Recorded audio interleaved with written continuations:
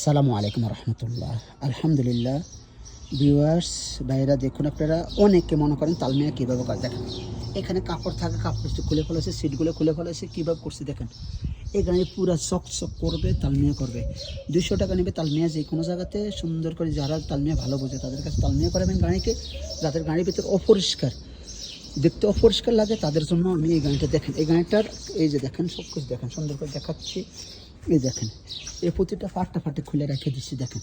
এরপর আবার এরা ফিটিং করবে। ফিটিং করার পরে গাড়ি খুলে কেমন হচ্ছে এই যে দেখবেন।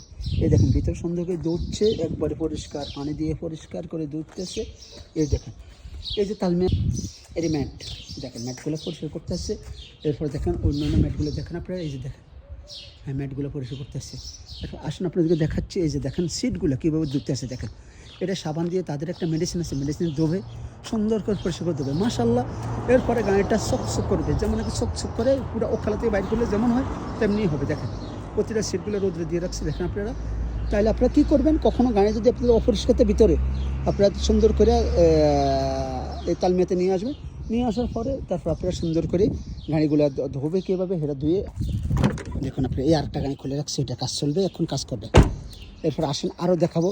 এই যে গাড়ি বডি ফিটিং করছে, এই যে দেখেন একটা গাড়ি বডি ফিটিং করছে সম্পূর্ণরূপে। কীভাবে ধোবো তারা কেমন করে, আপনাদেরকে এই জিনিসগুলি দেখানোর জন্য আমি চলে আসছি আজকে, বুঝতেন ভাইছেন। এই যে দেখেন আপনারা গাড়িগুলো কীভাবে ধোয়া হলা করে, কীভাবে কী করে আপনি দেখে নেন। এই যে দেখেন, এই যে এই গাড়িটা তালমিয়া করছে, পুরো বডি এখন ফিটিং করছে দেখেন। পুরোটা বডি ফিটিং করা হয়ে গেছে দেখেন।